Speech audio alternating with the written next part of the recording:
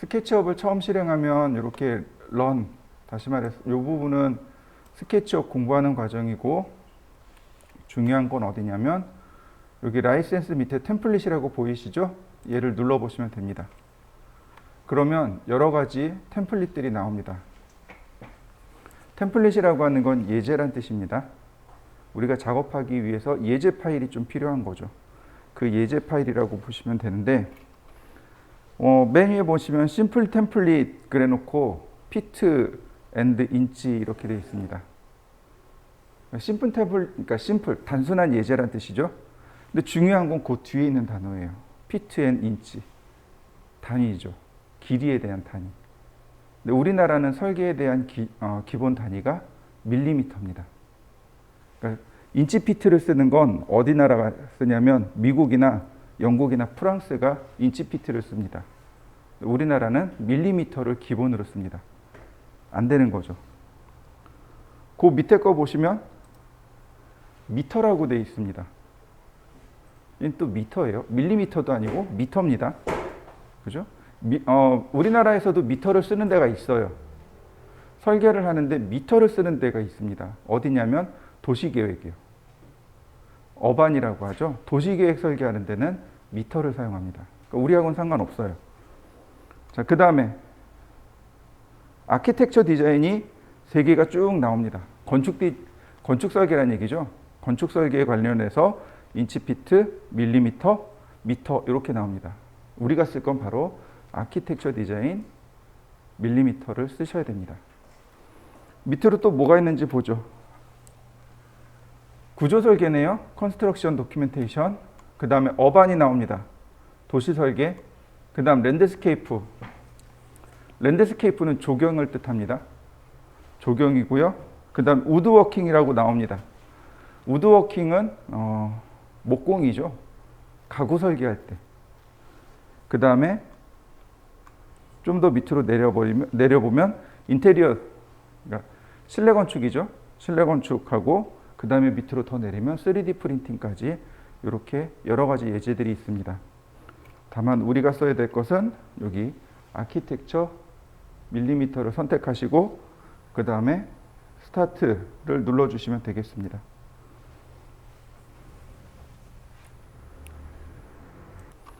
자, 화면에 뭔가 대화 상자가 하나 떴어요.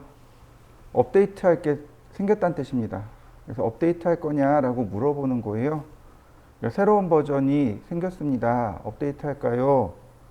다운로드 now. 그럼 현재 이걸 다운로드 해주세요. 그 다음에 리마인드 레터 다음에 하겠습니다. 우리는 다음에 하도록 하죠. 자, 그러면 지금 보시는 게 스케치업 기본 화면입니다. 스케치업 기본 화면을 보시면 맨 위에 파일, 에디트, 뷰, 카메라, 드로우, 툴, 윈도우, 익스텐션 이렇게 있습니다. 메뉴가 이렇게 쭉 있죠. 우리가 흔히 메뉴라고 하는 부분이고요. 이런 걸 뭐라고 하냐면 풀다운 메뉴라고 합니다. 풀다운, 잡아서 내리는 메뉴. 그 다음에 요 위에 이제 이렇게 툴 메뉴가 있습니다. 툴 메뉴라고 하죠. 이 툴 메뉴는 오른쪽 버튼 누르면 여러 가지 이렇게 끄집어내 놓고 사용할 수 있습니다. 우리가 필요한 것만큼 꺼내 놓고 쓰는데 제일 많이 쓰는 거 여기 Getting Start, 그 다음 라지 툴셋. 오른쪽에 지금 여기 보이시죠? 얘가 라지 툴셋입니다. 그 다음 Getting Start 이 부분을 말해요. 기본. 그 다음에 여기 보시면 Vlay라고 있죠. 이 부분을 말합니다. Vlay 툴바. Vlay는 익스텐션입니다. 플러그인이라고 해요. 이런 것들을 다 통칭해 가지고 플러그인이라고 합니다. 플러그인 꽂으면 바로 실행한다는 뜻이 의미고요. 이런 프로그램들을 전부 다 플러그인 프로그램이라고 하고 때에 따라서는 뭐 익스텐션입니다. 뭐라고 얘기해요. 여러 가지 이야기를 합니다. 스케치업에서는 루비라고 부릅니다. 루비. 보석 이름 있죠? 루비라는 보석 있죠? 네. 루비라는 이름으로 불리우고 있습니다. 왜 루비냐면 프로그램 이름이 루비예요. 그러니까 스케치업에 여기 있는 프로그램들, 얘네 스케치업에 있는 명령어들은 몇 개 안 돼요. 근데 이거를 확장시켜서 쓸 수 있도록 개방형으로 만들어져 있습니다. 이때 여기에 내가 프로그램을 이용해서 명령을 만들 수 있습니다. 이때 만드는 프로그램이 루비라는 프로그램이에요. 그래서 루비라는 이름으로 씁니다. 그래서 너 루비 좀 가지고 있니? 뭐 이런 식으로 얘기해요. 그러면 무슨 얘기냐면 너 어떤 프로그램 좀 가지고 있니? 명령어가 몇 개 없으니까 너 가지고 있니? 플러그인 가지고 있니? 이런 뜻이 됩니다. 얼마든지 확장할 수 있어요. 그 확장시키는 방법은 나중에 다시 한번 설명드리도록 하고요. 그 다음에 이 오른쪽에 바로 이 부분. 여기가 기본 트레이 부분입니다. 여기가 트레이 부분인데 윈도우 메뉴에 보시면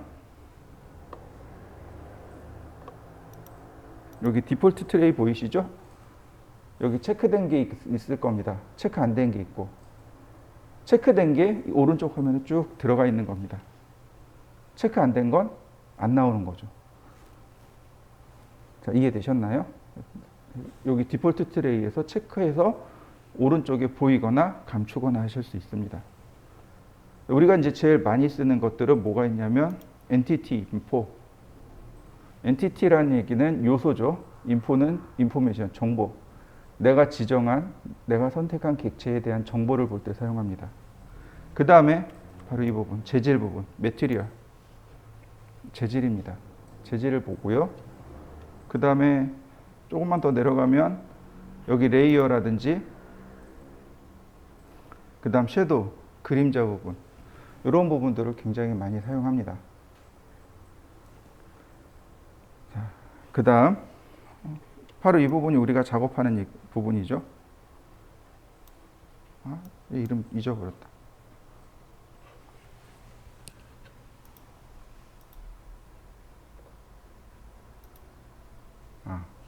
얘가 이름이 크리스입니다. 사람 이름이에요. 크리스입니다. 화면을 우리가 이렇게 회전시켜서 볼 수 있어요. 화면을 회전시켜서 볼 수 있는데 간단합니다. 드래그 해보세요. 아니, 그냥 드래그 말고 휠 드래그요. 휠을 누른 상태에서 움직여 보세요. 그러면 어떻게 되나요? 움직이는 거 보이시나요? 근데 여기 사람 피규어 보이시죠? 피규어, 모델이란 뜻입니다. 사람 모델 보이시죠? 네, 이 사람 모델이 항상 정면을 향하고 있습니다. 피규어라고 하는데, 이런 걸 피규어라고 하는데, 얘는 크리스입니다. 이 피규어가 여러 가지가 있어요. 지금 남성이잖아요. 여성도 있고 어린아이도 있고 그래요. 여러 부류의 사람들이 존재합니다. 그리고 보시면 여기 선이 하나 보이시죠? 이건 지평선입니다.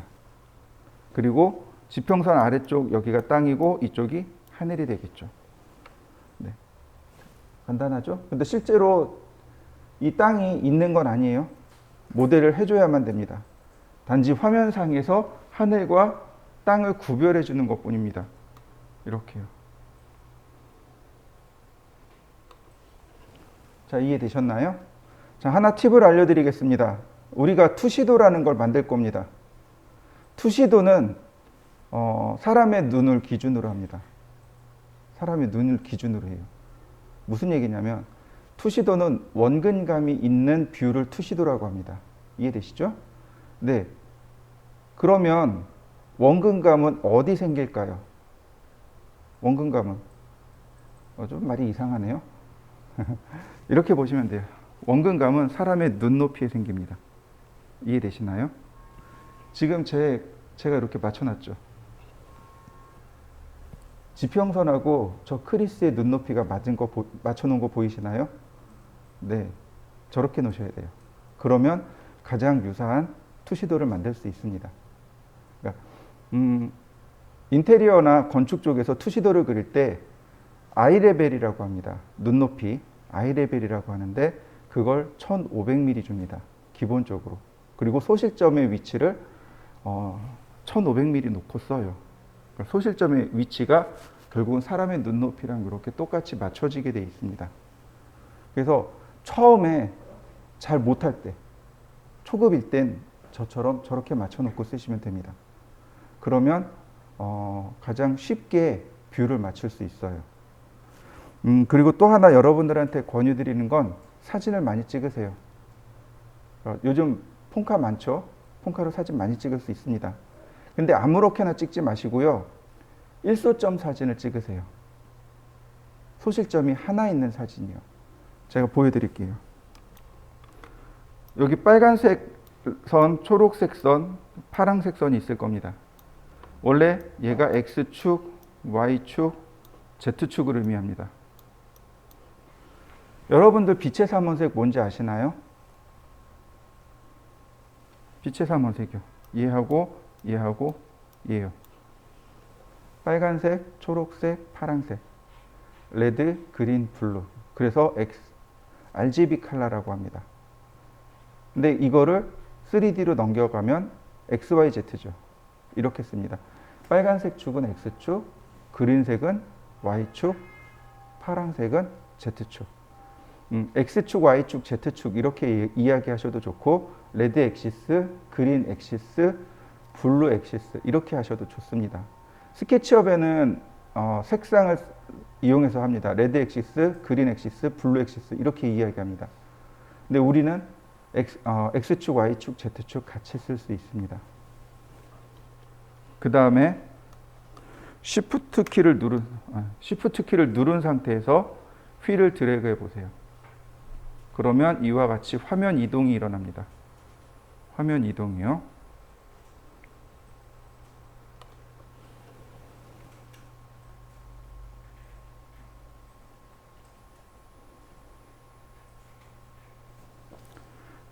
오늘하고 다음 시간까지 해서 명령어를 다 끝낼 겁니다. 여기 있는 명령어들 있죠? 여기 있는 명령어들을 끝내버릴 겁니다. 얼마 안 돼요. 많지도 않고 쉬워요. 그래서 금방 끝낼 수 있습니다. 그러면 그 다음부터 뭘 할 거냐면 예제로 들어갈 겁니다. 여러분들 교재 찾아보셔도 좋고 여러분들 교재는 주로 예제만 할 때 쓸 거예요. 그러니까 필요에 따라서 들고 다니시면 좋겠고요. 저 뒤에 책장 있죠. 책장 빈데다 그냥 놓고 다니셔도 되고요. 그 다음에 또 하나 휠을 돌려보세요. 휠을 앞뒤로 이렇게 돌려보세요. 화면 축소 확대가 일어납니다. 줌인, 줌아웃. 이걸 줌인, 줌아웃 이렇게 이야기합니다. 화면이 이렇게 확대되고 있죠? 이건 줌인. 화면이 이렇게 축소되고 있죠? 이건 줌아웃. 줌인, 줌아웃. 그러니까 대부분 다 이 휠을 이용해서 작업합니다. 이건 오토캐드랑 똑같아요. 다만 오토캐드랑 휠 사용하는 방법이 반대예요. 오토캐드는 그냥 이 휠 드래그가 화면 이동이고 시프트 누른 상태에서 휠 드래그하면 오빗 기능이 들어갑니다. 지금 이렇게 돌아가는 거 있죠? 이걸 오빗이라고 합니다. 궤도란 뜻이에요. 오빗 기능입니다. 이게 오토캐드하고 반대로 되어 있어요. 자, 인터페이스는 어렵지 않죠? 자, 하나 우리가 인터페이스 봐야 될 게 있습니다. 그게 뭐냐면 이 하단에 이 부분이요. 여기를 자꾸 보셔야 됩니다. 그리고 이 부분도 좀 보셔야 돼요. 화면 하단을 자꾸 보셔야 됩니다. 예를 들어서 여기 보시면 연필 그림 보이시죠? 네, 연필 그림 보이시죠? 얘가 선 그릴 때 사용하는 명령어입니다. 선을 그리겠습니다. 그러면 여기에 뭐라고 떠요. 스타트 포인트를 입력해 주세요 라고 뜹니다. 근데 여기에 자 제가 클릭했습니다. 그러면 여기에 뭐가 바뀌어요. 선의 길이를 입력할 수 있습니다. 예를 들어서 이런 식으로 1000 숫자를 쓰면 다이렉트로 이렇게 여기 숫자가 들어갑니다. 만약에 이 숫자가 들어가지 않는다면 정교한 작업이 안 되겠죠. 스케치업은 정교한 작업을 할 수 있습니다. 밀리미터에 아주 정교한 작업을 할 수 있어요. 자, 하나 더. 이건 상식적으로 조금 빨리 캐치를 하시면 좋겠는데 우리가 사용하는 건 밀리미터죠. 근데 미터 단위를 참 많이 사용합니다. 미터도 많이 써요. 그러면 1미터는 몇 밀리미터일까요?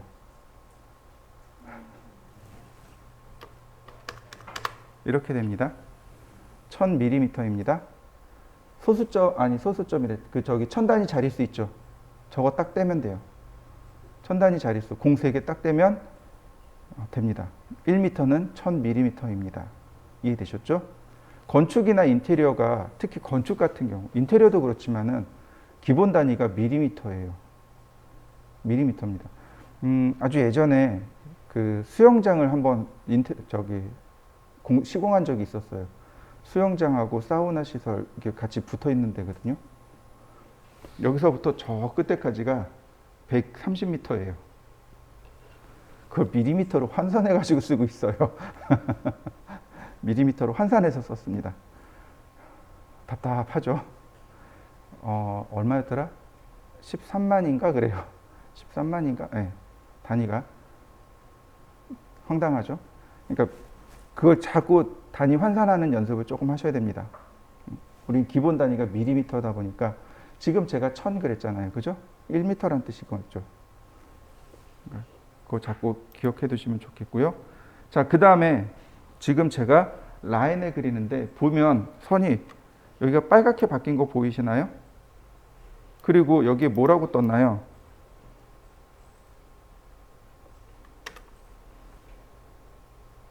온 레드 엑시스라고 떴죠.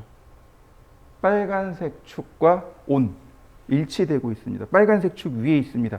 X축과 결국 나란합니다. 빨간색 축과 나란합니다. 이런 뜻이 됩니다. 자요. 지금은 어떤가요? 선이 초록색으로 바뀌었죠. 네, 이거는 초록색 축과 나란합니다. 라는 뜻이 됩니다. 다시. 자, 지금은요. 지금은 블루 엑시스라고 뜨죠. 네, 파란색 축과 나란합니다. 라는 뜻입니다. 이거 맞추는 방법이 화살표 방향으로 맞출 수 있습니다. 오른쪽 화살표 눌러보세요. 그러면 빨간색 축으로 강제로 맞춰버립니다. 오른쪽 화살표입니다. 왼쪽 화살표 눌러보세요. 그러면 이렇게 초록색 축으로 강제로 맞춰버립니다. 그 다음 위로 올라가는 화살표 누릅니다. 그러면 블루 엑시스로 강제로 맞춰버립니다. 이거 다시 한번 누르면 해제돼요. 해제됩니다. 이건 아주 중요해요. 지금 선 그릴 때도 그렇지만 원 그릴 때도 그렇고 사각형 그릴 때도 그렇고 이동할 때도 그렇고 회전할 때도 그렇고 다 이 화살표를 이용해서 축을 맞추고 그리고 작업을 합니다. 이건 아주 중요해요. 자, 오른쪽, 왼쪽, 위. 아래 화살표는 없어요. 아래 화살표는 없습니다. 축이 3개죠. X, Y, Z. 그러니까 X, Y, Z 이렇게 3개로만 제어가 가능합니다. 자, 이렇게 놓고 그러면 1000mm가 그려지는 거죠.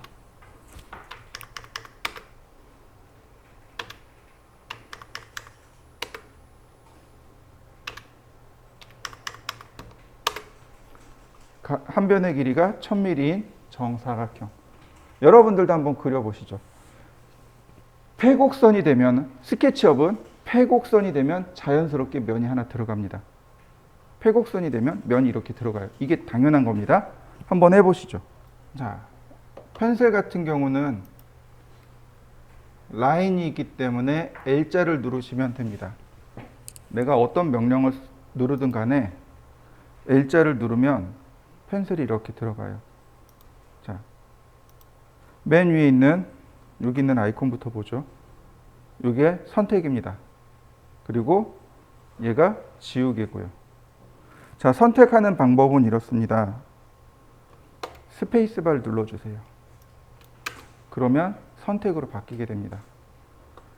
자, 선택하는 방법도 여러 가지가 있는데 하나씩 이렇게 누르면 돼요. 그러면 선택된 거 보이시나요? 다시 선택된 거 보이시나요? 자, 선 하나 누르면 선 하나가 이렇게 파랗게 바뀔 겁니다. 오토캐드에도 있는 방법 중에 하나인데 크로스 셀렉션과 윈도우 셀렉션 두 가지가 있습니다. 스케치업도 이 두 가지가 존재합니다. 크로스 셀렉션과 윈도우 셀렉션. 크로스 셀렉션은 걸침 선택이라고 하고 윈도우 셀렉션은 포함 선택이라고 합니다. 자, 빈 공간에서부터 드래그를 시작합니다. 쭉 드래그 하는데, 자, 지금 여기 선하고 면하고 두 개 교차된 거 보이시나요? 선택되나요? 이게 포함 선택입니다. 다시 봅니다. 빈 공간에서 드래그를 시작하는 겁니다. 그럼 사각형 나오죠? 이 사각형에 교차되고 있는 것들, 이 사각형과 선이 교차되고 있는 것들은 다 선택합니다. 이것이 걸침 선택. 다시 봅니다. 빈 공간을 드래그 하는데 오른쪽으로 갑니다. 왼쪽과 오른쪽으로 나눠서 하시면 돼요. 이렇게 빈 공간을 드래그 하는데 왼쪽으로 갑니다. 걸침 선택. 빈 공간을 드래그 하는데 오른쪽으로 갑니다. 포함 선택. 이해되셨나요? 다시 봅니다. 빈 공간에서 드래그를 시작하는데 왼쪽으로 갑니다. 얘는 걸침 선택. 빈 공간을 드래그 하는데 오른쪽으로 갑니다. 이건 포함 선택. 자, 이 상태에서 델키. 삭제되나요? 자, 컨트롤 Z. 되돌리기죠? 다시. 이거 한 번에 선택하고 싶어요. 두 가지 방법이 있습니다. 하나는 컨트롤 A. 그러면 여기 크리스도 같이 선택됩니다. 컨트롤 A는 전체 선택이란 뜻이고요. 그 다음에 얘를 더블 클릭합니다. 그러면 얘는 전체 선택이 들어가요. 그래서 델키로 지우시면 됩니다. 자, 한번 해보시죠. 이번엔 지우개 툴이요. 이 지우개 툴. 이 명령어가 이레이즈입니다. 그래서 알파벳 E를 누르시면 돼요. 자, 클릭하셔도 좋고 드래그 하셔도 좋습니다. 드래그 하시면 이렇게 선택이 되는 걸 확인할 수 있습니다. 하나씩 클릭하셔도 좋고 이렇게 드래그 하셔도 좋습니다. 드래그 하시면 이렇게 경계를 지나갈 때 선택이 됩니다. 지우는 여러 가지 방법, 선택하는 여러 가지 방법들입니다. 자, 한번 해보시죠. 자, 다시 또 볼까요? 여기 라인 안쪽에 보면 프리핸드라는 것이 있습니다. 드래그 하시면 돼요. 드래그를 하시면 이렇게 선이 그려지게 됩니다. 그렇게 잘 쓰는 방법은 아니니까 그냥 기억만 하시면 될 것 같습니다. 프리핸드 드래그 해보세요. 그러면 그려집니다. 다시 볼까요? 선을 그릴 때 시작점을 지정합니다. 그리고 방향을 지정하고 그 다음에 선의 길이를 직접 입력하시면 됩니다. 1500. 그러면 1500mm짜리. 그 다음 1500. 이런 식으로 1500. 그러면 금방 만들어지죠. 보시면 이렇게 비스듬하게 보면 선의 길이가 서로 다르게 보이는 걸 확인할 수 있습니다. 선의 길이가 다르게 보이는 이유는 투시도 때문에 그렇습니다. 이 화면 자체가 원근감이 있기 때문에 그래요. 그래서 선의 길이가 다르게 보이는 겁니다. 자, 여기 카메라 메뉴를 좀 볼까요? 카메라 메뉴에 보면 파라렐 프로젝션과 퍼스펙티브 두 개의 항목이 있습니다. 퍼스펙티브가 원근감이란 뜻이죠. 투시도란 뜻이죠. 자, 파라렐 프로젝션이 원근감이 없는 뷰를 말합니다. 지금 보시는 건 파라렐 프로젝션입니다. 원근감을 빼고 보는 거고, 다시 원근감을 켜놓고 보는 거고, 상황에 따라서 두 가지를 왔다 갔다 하면서 보시면 되겠습니다.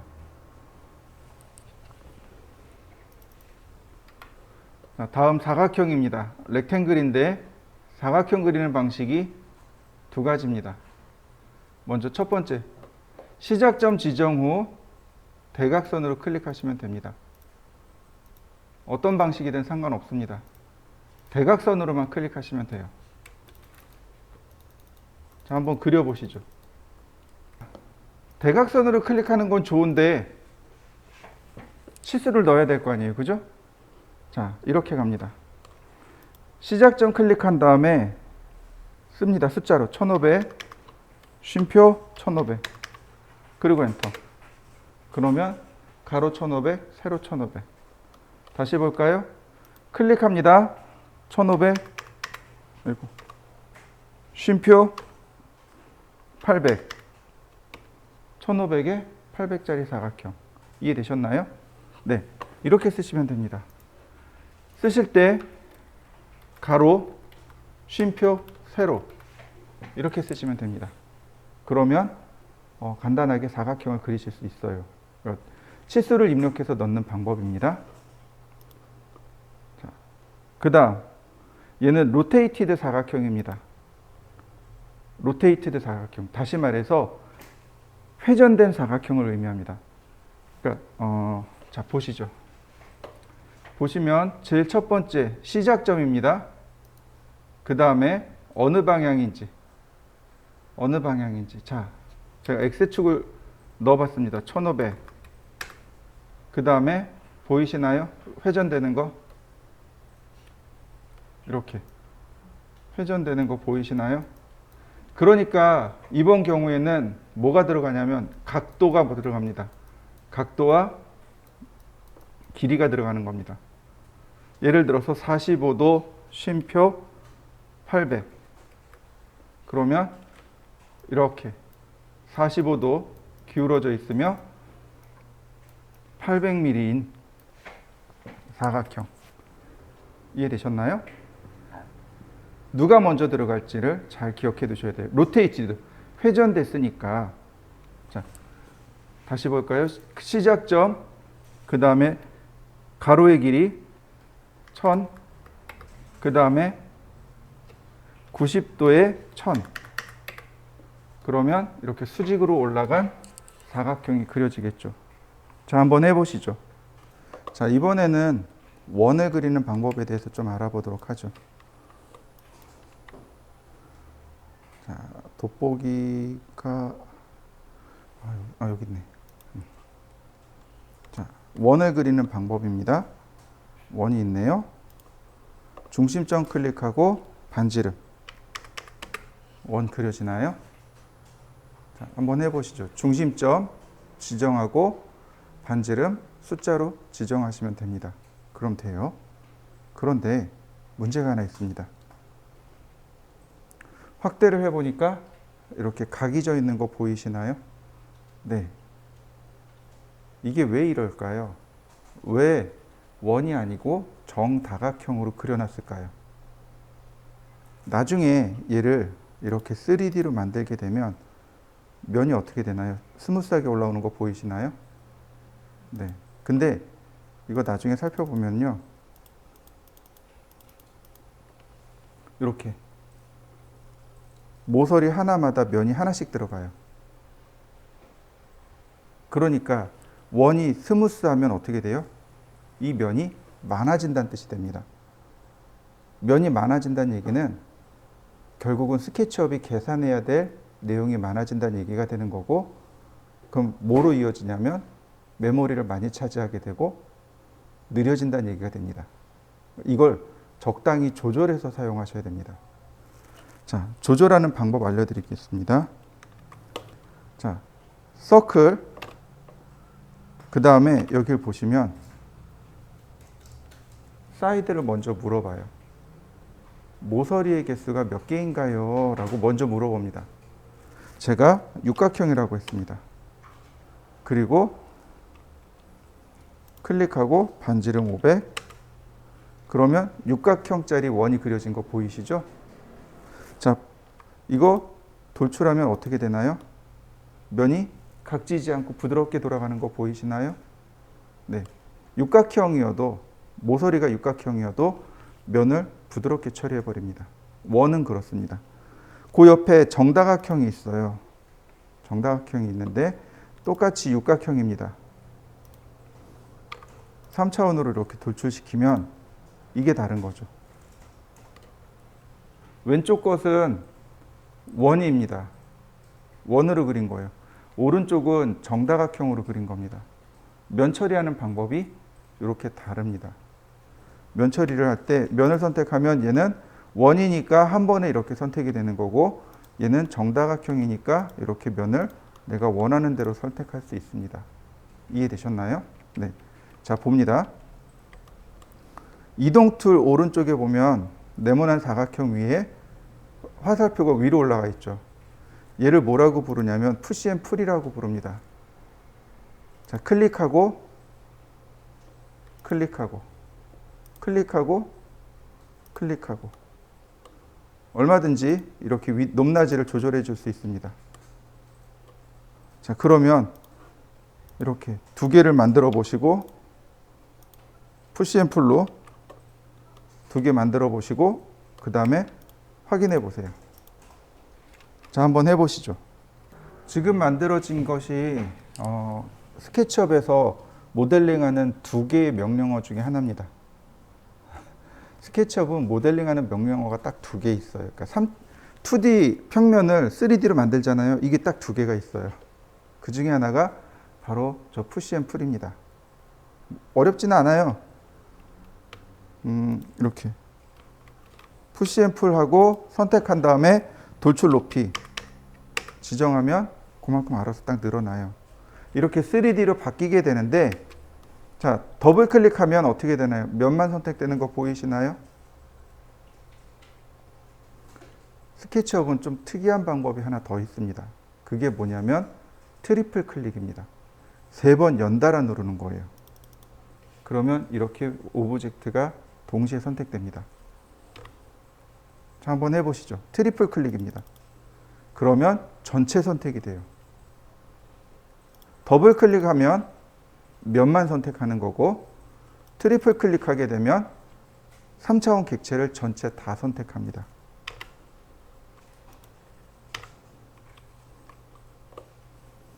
자, 이번에 아크입니다. 홀을 그리는 방법이 이렇게 4개입니다. 홀을 그리는 방법이 4개예요. 자, 첫 번째입니다. 중심, 시작, 끝. 간단하죠? 중심, 시작, 끝. 자, 이렇게 중심, 시작, 끝. 그러면 호가 그려집니다. 얘도 똑같아요. 뭐 먼저 나와요? 여기 보시면 사이드가 먼저 이렇게 나옵니다. 호의 모서리 개수를 먼저 물어봐요. 예를 들어서 제가 여기를 6개로 놨습니다. 중심, 시작, 끝. 그러면 모서리가 하나, 둘, 셋, 넷, 다섯, 여섯 이렇게 6개로 바뀌게 되죠. 이건 원을 비롯해 모두 다 똑같습니다. 원, 정다각형, 호 다 똑같아요. 제일 첫 번째로 넣어놓는 게 모서리의 개수입니다. 그리고 나서 나머지 작업을 하시면 돼요. 자, 한번 해보시죠. 자, 그 다음입니다. 그 다음 투포인트 아크라고 해서 시작점, 끝점, 그 다음에 두 번째 포인트. 이렇게 그려지는 게 투포인트 아크입니다. 시작점, 끝점, 두 번째 포인트, 중간점. 시작점, 끝점, 두 번째 포인트. 이렇게요.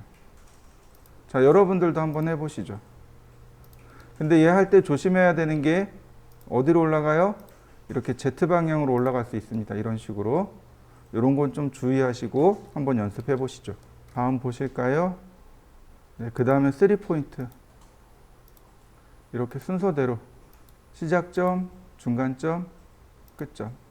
시작점, 중간점, 끝점. 그러면 이렇게 호가 그려집니다. 뭐 역시 똑같아요. 사용하는 건 크게 중요하지 않으니까 한번 해보시죠. 자, 마지막.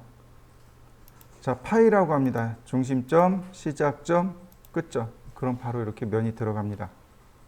여기 파이. 뭐 그닥 중요한 건 없네요. 자, 중심점, 시작점, 끝점. 그러면 이렇게 들어갑니다. 자, 한번 해보시죠. 자, 여기까지가 모델링 아니, 여기까지가 그리는 명령어입니다. 이게 전부 다예요. 그 다음부터는 이제 수정 명령어, 회전 명령어 이렇게 되는데, 그 중에 오늘은 여기 있는 푸시 앤 풀까지 할 겁니다. 푸시 앤 풀, 그 다음에 원하는 면 선택하고 클릭하시면 이와 같이 돌출이 들어갑니다.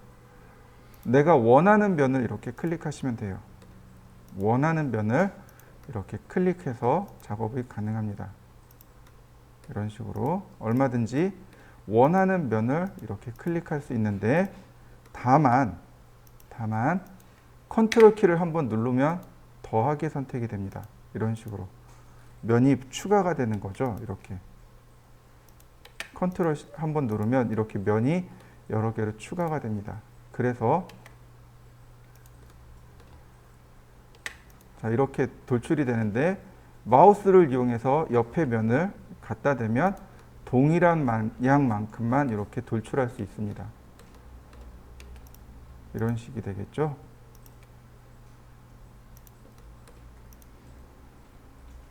자, 이런 식으로 그 다음에 면을 지우면 이렇게 손쉽게 작업이 가능해집니다.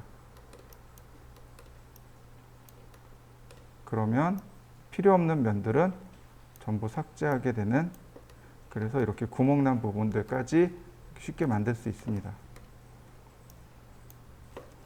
자, 돌출하고 내가 원하는 부분만 필요에 의해서 이렇게 돌출해 줄 수 있습니다. 이런 식으로 얼마든지 돌출 혹은 안으로 혹은 바깥으로 이렇게 돌출할 수 있습니다. 그러니까 우리가 작업하는 건 이런 식으로 작업하는 거죠. 푸시 앤 풀로 단순히 내가 원하는 만큼만 원하는 쪽으로 바깥쪽으로 돌출하는 게 아니고, 안쪽으로도 돌출시킬 수 있고 바깥쪽으로 돌출시킬 수도 있고, 면 단위로 이렇게 돌출할 수 있습니다.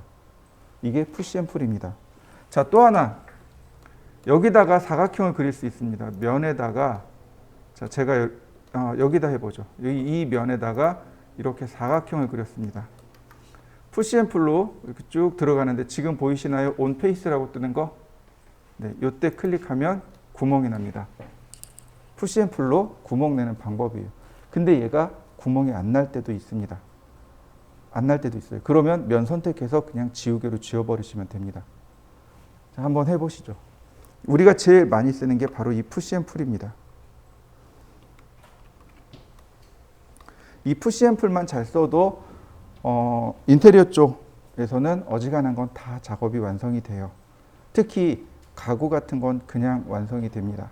자, 한번 해보시죠. 87쪽 제일 아래 왼쪽 거 보시면 이렇게 십자가 모양으로 이렇게 돼 있죠. 이런 거 같은 경우 이제 예를 들어서 이렇게 그리시면 좋아요. 전체 크기를 잠깐 살펴보면 500이 500이고 높이도 500입니다. 자, 500, 500. 그 다음에 여기서 100, 100. 다시 여기서 100, 100. 다시 100, 100.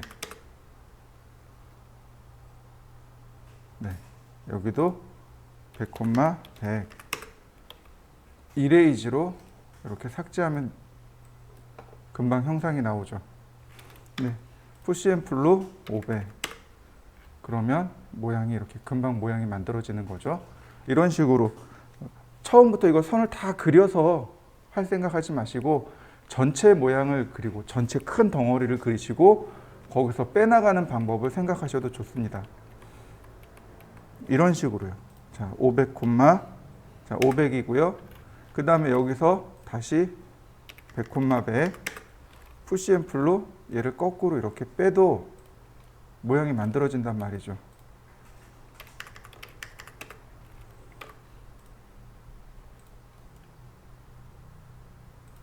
아이고.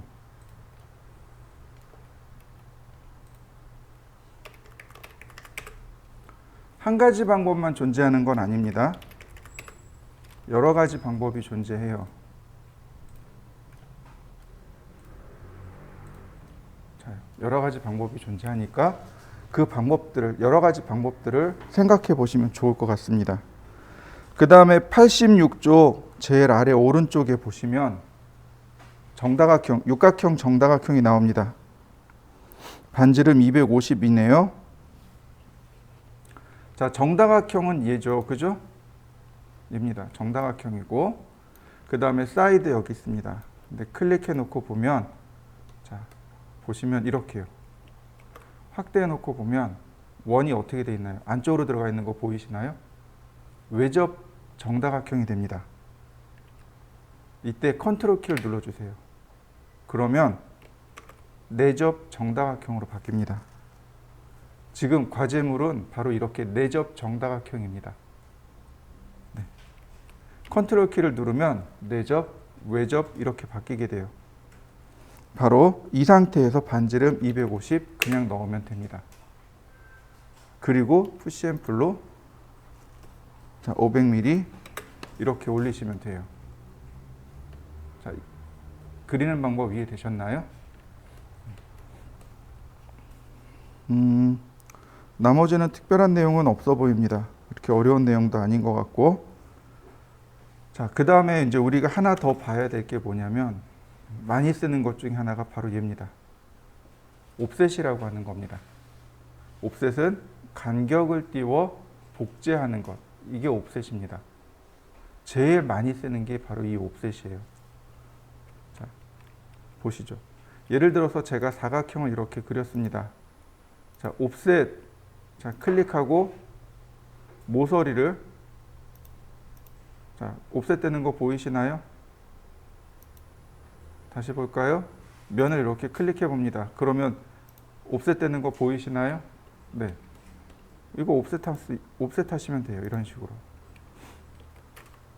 자, 다시 볼까요?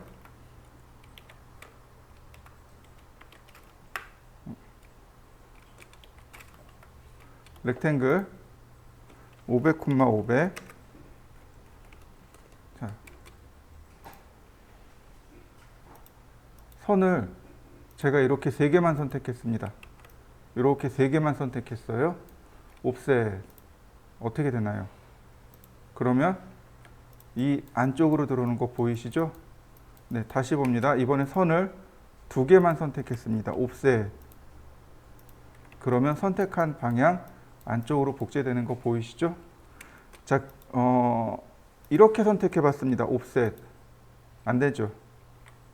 자, 붙어 있지 않기 때문에 옵셋이 안 돼요. 하나만 가지고는 또 옵셋이 될까요? 안 돼요. 그러니까 다시 말하면 이렇게 붙어 있는 모서리 최소 2개를 선택해야 된다는 얘기가 되는 거죠. 그러면 이와 같이 옵셋이 일어납니다.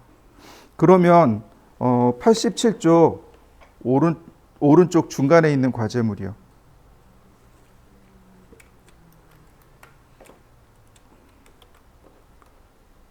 자, 이렇게 그릴 수 있네요. 렉탱글. 화살표를 누르면 방향을 이렇게 지정할 수 있다고 그랬습니다. 자, 이렇게요. 600에 400. 푸시앤풀. 아니, 하기 전에 옵셋부터 할까요? 이렇게 3개 선택하고 옵셋 50mm. 가운데 지우고 푸시앤풀 400mm. 그러면 금방 만들어지죠. 네, 이런 방식들을 사용하시면 조금 더 편합니다. 자, 요거는 옵셋을 이용해서 한번 다시 만들어 보시겠습니까? 자, 조금 어려운 개념인데 절대 좌표와 상대 좌표에 대해서입니다. 이거 사용하는 방법은 이렇습니다. 대괄호 열고 X 쉼표 Y 쉼표 Z 이렇게 씁니다. 이거 약식으로 쓰는 방법이 있는데 X 쉼표 Y 쉼표. 상대좌표도 마찬가지입니다. 상대좌표도 똑같이 사용해요. 근데 상대좌표는 이렇게 씁니다. 소괄호 X y, z. 약식으로 쓰는 방법도 x, y, 쉼표 이렇게 씁니다. 자, 일단 사용하는 방법 이해되시죠? 약식으로 쓸 때 y 뒤에 쉼표를 꼭 찍어 주셔야 돼요. 그리고 z를 생략할 수 있습니다. 저 쉼표가 없으면 에러가 나요. 좀 특징이 이렇습니다. 절대좌표와 상대좌표라는 개념이 있어요. 절대좌표라고 하는 건 스케치업이 지닌 좌표. 다시 말해서 스케치업이 원점에서부터 얼마만큼 떨어져 있는가를 말하는 것을 말합니다. 예를 들어서 자, 시작점부터는 안 되겠지만 대괄호 0,0,0 그러면 원점으로 간 거 보이시나요? 네, 이렇게 선이 원점으로 들어갑니다. 여기서부터 그려지는 거예요. 저 원점에서부터 얼마씩 떨어져 있는지를 우리가 숫자적으로 입력하는 것, 이게 절대좌표입니다. x가 1000 떨어져 있고 y가 0 떨어져 있고 z가 0입니다. 이렇게요. 이렇게 제가 원하는 위치에 저렇게 찍어줄 수 있는 거죠. x가 1000이고 y가 1000이고 그러면 이렇게 위치가 나오게 되겠죠. 다시 볼까요? x가 0이고 y가 1000 떨어져 있고 그리고 다시 0, 1000, 그러면 이렇게 떨어져 있는 걸 확인할 수 있는 거죠. 이게 절대좌표입니다. 그러니까 스케치업이 어딘가에 저 위치가 다 있는 거죠. 단지 우리 눈에는 모르는 것 뿐입니다. 이게 절대좌표예요. 절대좌표 많이 쓰지는 않습니다. 자, 한번 해보시죠. 일단 사용하는 방법만 익히시면 됩니다. 대괄호 쓰시면 되는데 이렇게 써보시죠. 0,0 여기 1000,0 1000,1000 그 다음 0,1000 이렇게 해서 사각형을 한번 그려보시죠. 라인에서 이렇게 그려보시죠. 사각형을 하나 그려봅니다. 한번 그려보시죠. 자, 절대좌표는 그닥 어렵지는 않습니다. 근데 이제 이 상대좌표가 조금 어려워요. 상대적이다라는 개념을 이해하시면 좋겠습니다. 상대적이다라고 하는 것은 현재를 기준으로 란 뜻입니다. 현재점에서 얼마만큼 떨어져 있느냐 이걸 말하는 겁니다. 절대좌표는 원점에서 얼마만큼 떨어져 있느냐, 즉 0,0이라는 점에서부터 얼마나 떨어져 있느냐를 따지는 게 절대좌표라면 상대좌표는 현재점이 0,0인 거예요. 현재점에서부터 얼마나 떨어져 있느냐를 XY로 따지는 겁니다. 그게 상대좌표예요. 자, 그 37쪽 그 제일 아래쪽에 있는 과제물 있죠? 십자가 있는 거 보시죠. 보시면 이렇게 되어 있습니다. 그리는 방법은 그냥 이렇게 그리면 제일 편해요. 300, 그 다음에 100, 그 다음에 100, 그 다음에 300 이렇게 그리는 게 제일 편해요. 그죠? 근데 지금 그리는 것도 상대좌표입니다. 지금 그리는 것도 상대좌표예요. 커서의 방향으로 그려라 이런 뜻이 됩니다.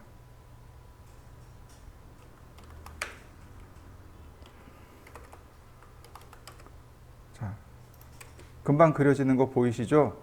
자, 보세요. 이거를 상대좌표로 그릴 겁니다. 이 점에서부터 수평선을 그릴 겁니다. 선의 길이는 300mm예요. 근데 이거를 좌표로 표현하는 겁니다. 현재점이 0,0이 되는 거죠. 그럼 이 점은 300,0이 되는 거죠. 300,0, 그려지는 거 보이시나요? 자, 현재점이 0입니다. 이렇게 100mm 그려야 돼요. 그러면 이 점의 좌표는 0,100이 됩니다.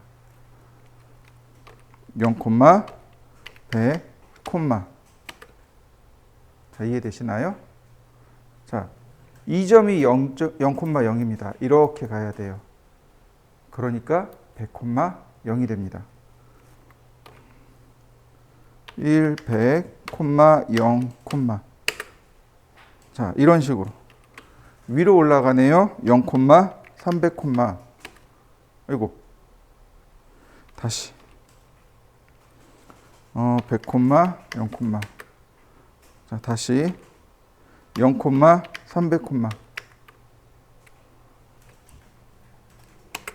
자, 이해되시나요? 근데 이 상태에서 그냥 쓰면 안 되고 마우스를 이렇게 조금만 움직여 주세요. 그래야 값이 적용이 됩니다.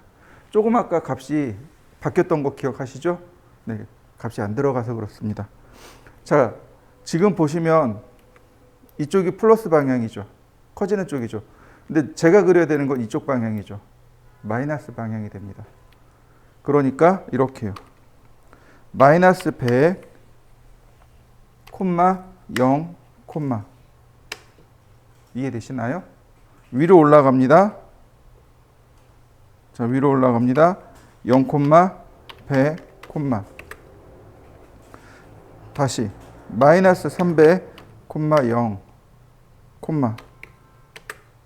자, 밑으로 내려갑니다. 지금 보시면 여기 원점을 기준으로 이쪽이 플러스 방향, 이쪽은 마이너스 방향.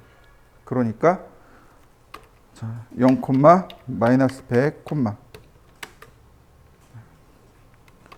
마이너스 100, 0, 자, 0, 마이너스 300, 100, 0, 나머지는 마우스로 클릭. 그러면 이렇게 만들어집니다. 두 가지 한번 해보시죠. 선을 마우스로 맞춰놓고 선의 길이를 쓰는 방법이 하나 있고, 그 다음에 좌표를 이용해서 쓰는 방법이 있고. 자, 요 상대 좌표가 조금 어렵습니다. 한번 해보시죠. 87쪽 제일 상단에 보면 삼각형 모양으로 되어 있는 게 있을 겁니다. 뭐 가로 세로 높이가 500에 500에 500입니다. 그러니까 500, 500, 푸시 앤 풀 500, 그 다음 라인을 대각선으로 이렇게 그립니다. 그리고 푸시 앤 풀. 그러면 금방 모양이 만들어져요. 근데 제가 이걸 좀 고집스럽게 그려보길 원합니다. 라인. 자, 500. 아니, 이렇게 그려야 되겠네요. 자, 500.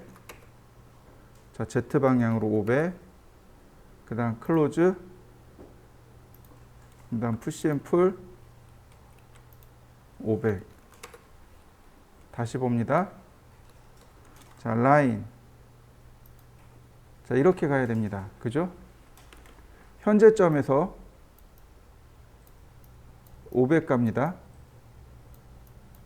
y는 0이고. 자, 그 다음에 y는 0이고요. z는 500입니다. 상대좌표죠. 상대좌표 마이너스 500, 0, 500. 대각선으로 그려진 거 보이시나요? 다시 볼까요? 이거 z축으로 이렇게 내려가는 거죠? 그러니까 0, 0, 마이너스 500. 그 다음에 500, 0, 그러면 상대좌표로 그려지는 거 보이시나요? 네. 500. 이해되시나요? 때때론 이렇게 상대좌표로 그려야 될 때가 있습니다. 이렇게 사선을 그릴 때 상대좌표로 그려야 될 때가 있어요. 때때로. 많지는 않습니다. 그런데 지금 사선으로 그리는데 제가 몇 가지 방법으로 그렸나요? 총 3가지 방법으로 그렸죠? 이것만 있을까요? 또 다른 방법이 찾으면 나오겠죠. 상대좌표를 몰라도 그릴 수는 있어요. 그릴 수는 있지만 우리가 원하는 건 뭐예요? 빠르게 그리는 걸 원하는 거죠. 정확하게 빠르게. 여러 가지 방법들을 알고 있으면 나중에 이제 길찾기가 되는 거죠. 이제 이런 식이 되는 거죠. 여러분들이 이제 길거리를 걸어가고 있어요. 근데 누군가가 여러분들한테 물어봅니다. 시청에 가려면 어떻게 가요? 그럼 이제 여러분 머릿속에 이미 떠올랐죠. 시청에 가려면 어떻게 갈지 머릿속에 쭉 떠오르죠. 제일 빠른 방법이 뭘까요? 오토바이 타면 돼요. 오토바이 타면 제일 빨리 가요. 차도 안 밀리고요. 신호 딱 걸리면 그냥 이렇게 슬슬슬 해서 앞으로 가서 맨 앞에 가서 들어가더라고요. 오토바이 타면 제일 빨라요. 근데 편하게 가는 방법은 뭘까요? 택시 타면 돼요. 그죠? 네, 여러 가지 방법이 있어요. 좀 여유 있게 가려면 버스를 타도 되고 걸어가도 되고 혹은 자전거 탈 수도 있고 아니면 자가용으로 갈 수도 있는 거고 방법이 여러 가지가 있죠. 그죠? 네, 여러분들이 모델링하는 건 바로 이 길찾기예요. 명령어는 몇 개 없습니다. 그죠? 명령어 몇 개 없어요. 근데 그걸 가지고 어떻게 하면 빨리 그릴 수 있을까를 찾아내야 됩니다. 어떻게 하면 표현할 수 있는가 그걸 찾는 겁니다. 자, 한번 해보시죠. 우리가 면을 이렇게 만들었습니다. 이렇게 면을 만들어 봤습니다. 근데 어떤 거는 회색이고 어떤 건 흰색이에요. 그죠? 뒤집어 봅니다. 그럼 어떻게 되나요? 회색이었던 부분의 뒷면은 흰색이고 흰색의 뒷면은 회색이 되죠. 이거 면의 앞뒷면을 의미합니다. 면의 앞면과 뒷면을 의미합니다. 다시 말하면 이 흰색 부분 있죠. 이 흰색 부분이 면의 앞면입니다. 회색은 면의 뒷면입니다. 왜 앞뒷면을 구별하냐면 나중에 이제 렌더링이라는 걸 해요. 어딨냐면 여기 주전자 그림 있죠. 얘 누르면 렌더링이라는 걸 이렇게 합니다. 이게 이제 렌더링 프로세스고요. 렌더링된 결과물이 이렇게 나옵니다. 우리는 이제 이 렌더링된 이 결과물을 인쇄를 해서 사용하는 겁니다. 이게 이제 사진처럼 나오게 돼요.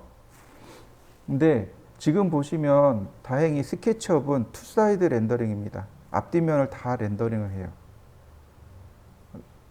스케치업은 투사이드 렌더입니다. 그런데 3D Max라는 프로그램이 있습니다. 얘는 원사이드 렌더입니다. 즉 앞면만 렌더링합니다. 무슨 얘기인지 이해되시죠? 근데 왜 이런 일이 발생했냐면 앞뒷면을 다 렌더링 하려면 그만큼 시간이 오래 걸리는 거죠. 그래서 그래요. 그러면 앞면만 렌더링하면 어때요? 아무래도 렌더링 시간이 줄어들겠죠. 결과물을 보는 시간이 더 빨라지는 거죠. 그래서 앞면만 렌더링하고 뒷면은 렌더링하지 않습니다. 다행히 스케치업은 투사이드, 즉 앞뒷면 다 렌더링합니다. 그래서 문제가 되진 않아요. 근데 어떤 때는 앞면과 뒷면에 서로 다른 재질을 주기도 합니다. 그래서 조금 더 다양한 방법을 표현하기도 하는데 그래서 그걸 구별하기 위해서 앞뒷면을 구별하기 하는 겁니다. 근데 이걸 3D로 올리게 되면 자, 푸시 앤 풀 자연스럽게 어떻게 바뀌나요? 다 앞면으로 바뀐 거 보이시나요? 다 앞면으로 바뀝니다. 자, 푸시 앤 풀 어떤가요? 다 앞면으로 바뀐 거 보이시나요? 네. 그래서 크게 문제되지는 않아요. 근데 일부러 이걸 바꿔서 쓰는 경우도 있습니다. 간단해요. 면을 선택한 다음 오른쪽 버튼 눌러보세요. 그러면 여기 리버스 페이스라는 게 있습니다. 리버스가 돌리다란 뜻이죠. 페이스, 면을 돌립니다. 그러면 내가 임의대로 이렇게 면을 돌려서 뒷면을 만들어 놓을 수도 있습니다. 저는 이제 모델링 할 때 종종 이걸 써요. 전부 다 흰색이면 쭉 흰색이면 구별이 안 가는 거예요. 그래서 일부러 구별 가도록 면을 뒤집어 놓고 쓰기도 합니다. 그닥 좋은 버릇은 아닌데 왜냐하면 다른 데로 넘기면 뒷면 렌더링 안 하거든요. 그러니까 문제가 발생하기도 해요. 근데 어차피 스케치업에서 쓸 거면 크게 문제되지는 않거든요. 그래서 일부러 뒤집어서 쓰기도 합니다. 이해되셨나요? 네. 자, 또 하나. 지금 이렇게 모델링 했을 땐 크게 문제가 되지 않아요. 자, 렉탱글 1000, 500 서클 24개 중간점에서 반지름 300 500으로 해서 그렇구나. 그럼 200 여기도 200 자, 이런 경우 돌출을 하면 어떻게 될까요? 푸시 앤 풀 500. 그 다음에 여기도 돌출을 제가 이렇게 해봤습니다. 여기 면이 제대로 안 닫힌 거 보이시나요? 네. 스케치업은 이렇게 면이 여러 개가 교차되는 경우, 지금처럼 여러 개가 면이 교차되어 있는 경우 완전히 뒷면을 안 닫습니다. 이런 경우 뒷면을 안 닫아요. 어떻게 해요? 라인을 그냥 하나 더 그려보세요. 이렇게. 그러면 닫히는 거 보이시죠? 네. 이렇게 그냥 면을 하나, 모서리를 하나 그려주세요. 모서리를 따라서 하나만 그려주시면 이와 같이 면이 싹 닫힙니다. 자, 이해되시죠? 자, 한번 해보시죠. 자, 99쪽에 보시면 안 되는 것도 있고 되는 것도 있는데, 자, 먼저 되는 것부터 보여드릴게요. 별 그림 있죠? 별 그림 있죠? 자주 물어보시더라고요. 자, 폴리고널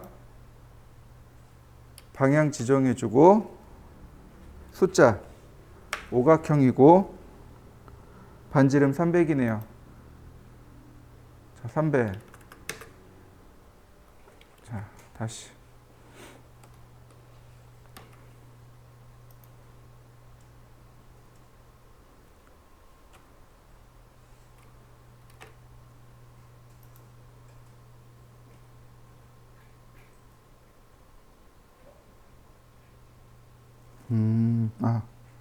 안쪽인가요? 자, 컨트롤 키.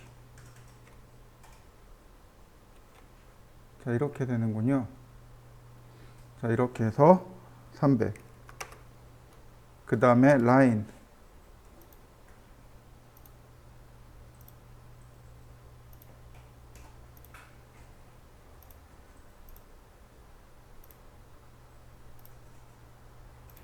나머지 이레이즈.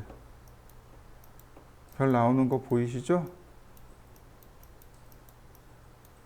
네, 푸시 앤 풀 100. 그러면 별 그림 되죠? 우리 초등학교 때 다닐 때 오각형 그려서 별 많이 그려봤을 거예요. 그죠? 네, 그렇게 하시면 됩니다. 한번 해보시죠.